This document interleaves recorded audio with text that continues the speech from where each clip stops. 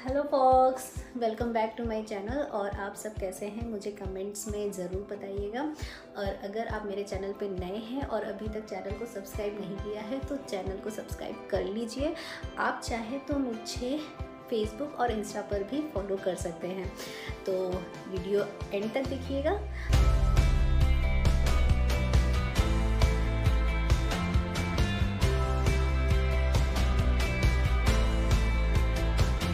चलिए आज का ब्लॉग हम यहीं से स्टार्ट करते हैं। और मेरे ब्लॉग का आज का टॉपिक है इंडिया टू सिंगापुर जर्नी। तो जैसे कि आप सभी जानते हैं कि इस पेंडेमिक में, कोविड में 2020 से लेकर के अभी तक कहीं पर भी ट्रैवल करना कितना रिस्की है और कितना कॉम्प्लिकेटेड हो गया है।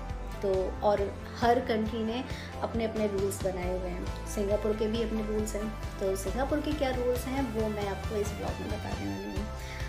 तो स्टार्ट करते हैं कि हम इंडिया में थे जब लॉकडाउन था और हमें वापस सिंगापुर आना था। और यहाँ आने से पहले हमें यहाँ की गवर्नमेंट से अप्रूवल लेना था। बिना अप्रूवल के आप सिंगापुर में एंट्री नहीं कर सकते हैं। तो सबसे पहले हम लोगों ने अप्रूवल लिया और अप्रूवल लेना भी आज की डेट में बहुत बहुत बहुत डिफ़िकल्ट हो गया है। अभी भी कितने सारे लोग इंडिया में फंसे हुए हैं जो यहाँ जॉब करते हैं लेकिन वो इंडिया में रह रहे हैं, उनकी मजबूरी, उन्हें अप्रूवल नहीं मिल रहा है। तो बट बाय गॉड ग्रेस हमें अप्रूवल मिल गया। और अप्रूवल मिलने के बाद सेकंड स्टेप था फ़्लाइट। वो भी बहुत कॉम्प्लिकेटेड था फ़्लाइट बुक करना। तो हमने फ़्लाइट बुक की मुंबई टू सिंगापुर। तो मुंबई टू सिंगापुर जब हमने फ़्लाई किया और यहाँ लैंड किया तो यहाँ के जो सिंगापुर सिक्योरिटी ऑफिसर्स हैं वो हमें डायरेक्ट फ़्लाइट से लैंड करते ही लॉबी में ले गए, एयरपोर्ट लॉबी पर। और वहाँ पे हमारे पेपर्स चेक किए, हमसे फॉर्म फिल कराया। और आप इस दौरान किसी से भी कोई बात नहीं कर सकते थे, ना ही आप किसी से पूछ सकते थे कि आगे का स्टेप क्या है या हमें किस होटल में रखा जा रहा है। कुछ भी नहीं पूछ सकते थे। जैसा वो आपको बताते जा रहे थे वैसे ही आपको करना था। मुझे तो ऐसे फील हो रहा था जैसे हम जब स्कूल में थे और जब हम टूर पे जाते थे टीचर्स के साथ, तो टीचर्स बोलती थी क्यू में लग जाओ और बोलना मत, किसी से बात मत करना, शोर मत करना।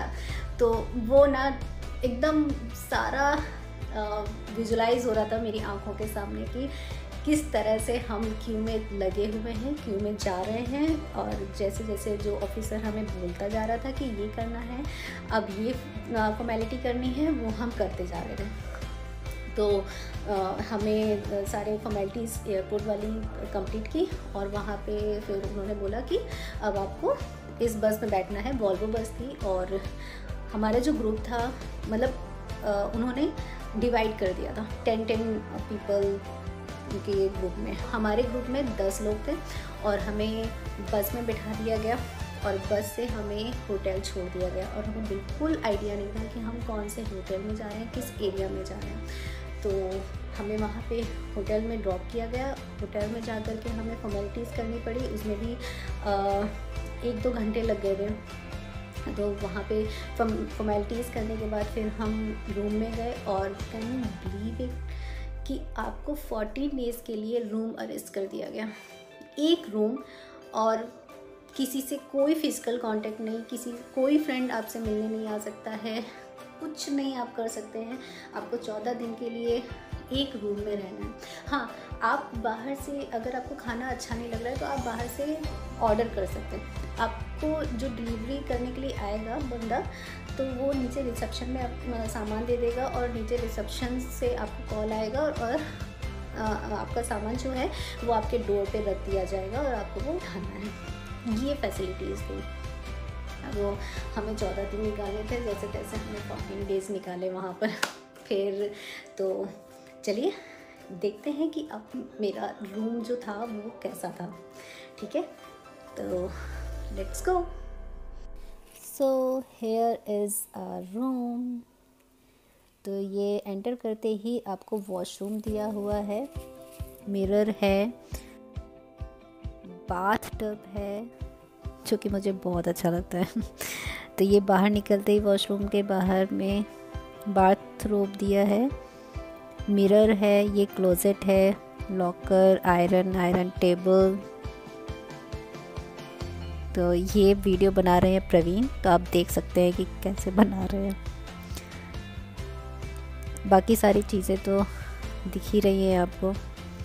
तो ये हमारा होटल का नाम है मैंड्रिन ऑर्चर्ड, और मैं वहाँ के रूम में बैठ के बेड पर चाय पी रही हूँ। बहुत थक गई थी, तो मैंने कहा सबसे पहले मैं चाय पीती हूँ, उसके बाद मैं कुछ करूँगी। तो ये मैं आपको व्यू दिखाती हूँ मेरे होटल के बाहर का। ये जो सामने में बिल्डिंग दिख रही है, अच्छा ग्रीनरी बहुत है यहाँ पे। तो ये सामने में जो ब्राउन कलर की बिल्डिंग है, इसका नाम है तकाशी माया। ये बेसिकली जापान के सारे प्रोडक्ट्स और ब्रांड्स इस बिल्डिंग में है। ये जापान का शॉपिंग मॉल है और रेस्टोरेंट है, तो आप यहाँ पे डाइनिंग और शॉपिंग दोनों कर सकते हैं। नीचे में रोड्स जा रहे हैं नीचे में व्हीकल्स जा रहे हैं, कोई आवाज़ नहीं सुनाई दे रही है, कुछ नहीं। तो बस इसी रूम में मुझे 14 डेज़ निकालने थे। अच्छा, ये टाइम हो गया मेरे डिनर का।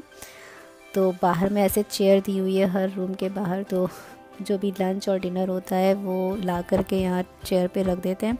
आपको बेल बजा देंगे, आपको जाना है, उठाना है, दरवाज़ा बंद करना है और आ जाना है। तो मैं डिनर का तो फ़ोटो नहीं ले पाई थी, सॉरी वीडियो नहीं बना पाई थी, भूल गई थी क्योंकि भूख बहुत ज़ोर की लगी हुई थी। तो ये हम दूसरे दिन का जो है ब्रेकफास्ट था, उसका वीडियो मैंने बनाया है। तो ये सेवई दी हुई है, नमकीन सेवई, पकौड़े, सांभर, चटनी।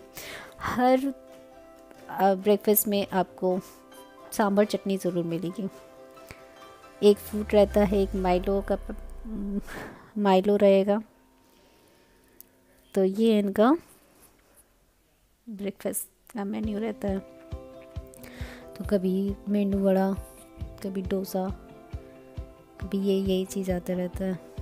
अच्छा, ये लंच का टाइम है, तो ये लंच आया है हमारा, और साथ में जो वाइट पैकेट दिख रहा है उसमें फ्रेश टॉवल और बेडशीट्स हैं, जो कि हर तीसरे दिन हम लोगों को प्रोवाइड कराई जाती थी।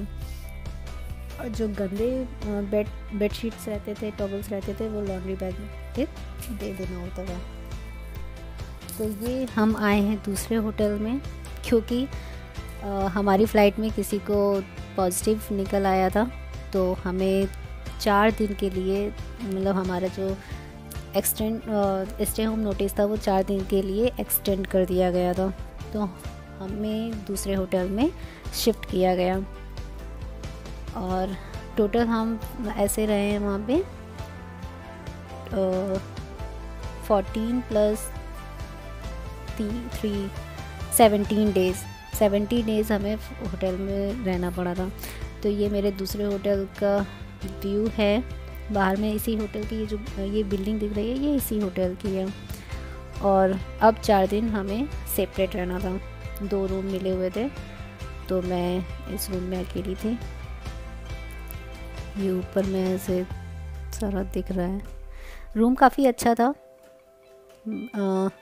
सिंगल पर्सन के लिए, बट एक प्रॉब्लम थी यहाँ पे कि मैं ऐसे वीडियो बना रही थी तो मेरी नज़र टेबल के नीचे गई और वहाँ पे फंगस लगे हुए थे। तो मैंने रिसेप्शन पे कॉल किया और उनसे बोला कि भाई यहाँ तो फंगस लगे हुए हैं। तो उन्होंने बोला फ़ोटो भेजो, तो मैंने फ़ोटो सेंड किए, तो उन्होंने मुझे दूसरा रूम अलॉट किया। तो अभी मैं जब वो उस रूम में पहुँचूँगी तो उसका वीडियो बनाऊँगी। ये है वॉशरूम, फ़ोन वॉशरूम में दिया हुआ है। अजीब ही इंटीरियर था यहाँ का, तो अच्छा भी था और कह भी सकते बुरा भी था। ये है मेरे दूसरे रूम का वीडियो। तो ये एंटर करते ही मिरर है, राइट हैंड पे आपको टॉयलेट दिया हुआ है। टॉयलेट भी अच्छा डेकोरेट किया है। तो ये वार्डरोब है, मैंने सामान रख दिया था। सामान रखने से पहले वीडियो नहीं बनाया था, कोई नहीं, देख लीजिए आप भी। और ये है वॉशरूम। उस रूम में बाथटब नहीं था, इस रूम में बाथटब था। एक्चुअली ये डबल ऑक्यूपेंसी था, तो सारा चीज़ था इसमें।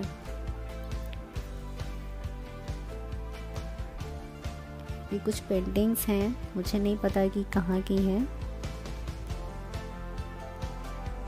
तो काफ़ी अच्छा इंटीरियर था, डिज़ाइन अच्छा था और ब्राइटनेस थी, बस लाइट्स की। बाहर सनलाइट आपको शायद से नहीं मिले, और उस टाइम तो बारिश हो रही थी, रेनिंग सीजन था। ये जो टैब आपको दिख रहा है, इस टैब से लाइट्स, एसी, टीवी, कर्टेन सब कंट्रोल हो रहे थे। तो एक अच्छी बात है कि आपको बेड से उठना नहीं है, जो आलसी लोग होते हैं उनको कोई दिक्कत नहीं होगी। तो ये बिल्डिंग के बाहर का व्यू है, बाहर में बिल्डिंग्स हैं, बिल्डिंग्स ही हैं, ऑफिसेज हैं, कमर्शियल बिल्डिंग्स हैं। तो इस होटल का नाम था सोफिटेल। ये भी 5 स्टार होटल ही है।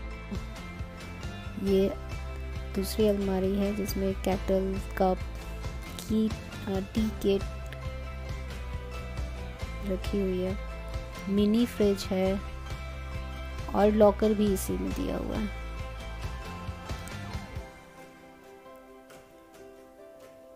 तो यहाँ हमें 4 दिन निकालने थे और 4 दिन के बाद हमें घर निकलना था।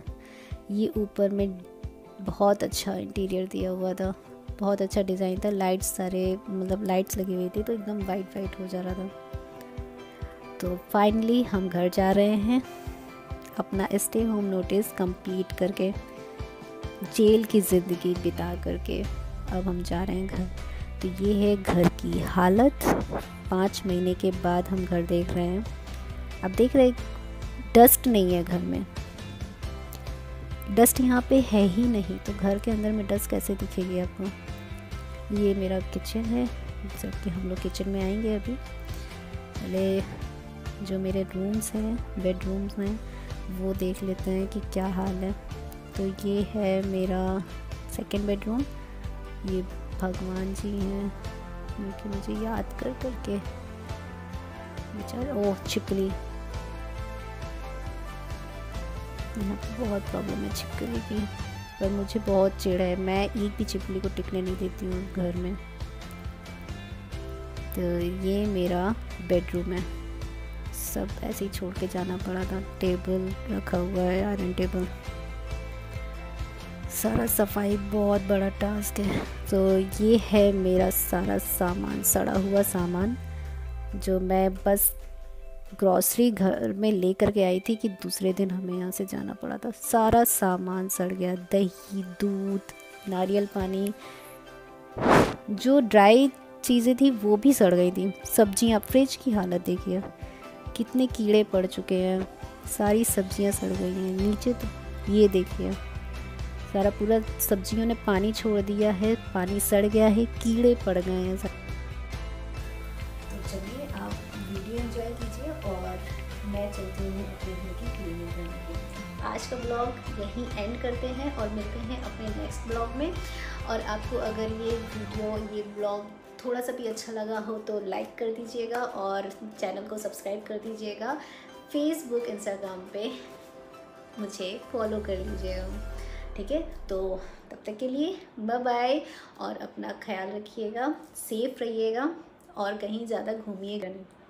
चलिए बाय बाय।